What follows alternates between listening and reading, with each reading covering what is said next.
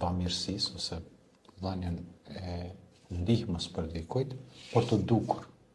Si e trajton Islami këtë çështje për thjesht për krekosje ose çfarë do lloj forme të trajtojmë këtë dhënien për të dukur se unë jam dhënës ose si e trajtojnë domethënë Kurani dhe Suneti këtë aspekt këtë çështje.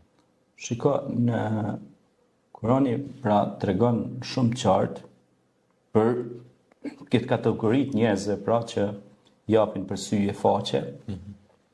E kemi në surën Bekare, ajeti 264, thot, o besimtar, mos i prishni sadakat tuaja me përmendje dhe fyrje, si ai që jep pasurinë për të dukur para njerëzve. Pra, kur ti e jep një diçka, mos e jep edhe me këshirohen ashtë edhe djathas aty, se me po sa kamera, ose me po që unë jam burri mirë, ose grua mirë, që po bëj sadaka. Bëje për Allah. Bëje për Allah dhe a nuk të mjafton ty, Zoti yt, Allahu xhalla shanuhu, i cili të dha shumë të mira. Wa wajadaka ailan fa aghna, të gjeti të varfër dhe të pasuroj. Wa wajadaka dalan fa hada, të gjeti të humbur dhe të udhëzoj. فأما اليتيم فلا تقهر وأما السائل فلا تنهر وما بنعمة ربك فحدث. Në surën Duha i keni përgjigjen e gjithë kësaj. Pra, të gjeti jetem të dha për kraj. Pra, gjitha t'i dha Zoti. Këto fjalë nuk ja thot vetëm Muhamedit alayhis salam, po na thot të gjithë neve.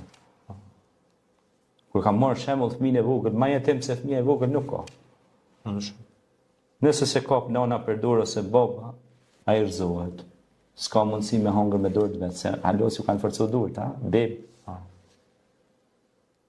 Pra, Allah ja dha pranti për ndret, e ata u kujdesen për të, që ai të forcohet dhe të bëhet dikush në jetë, dhe pastaj ata që përmendin ose fyen le ta dinë se Allahu është duke i shikuar.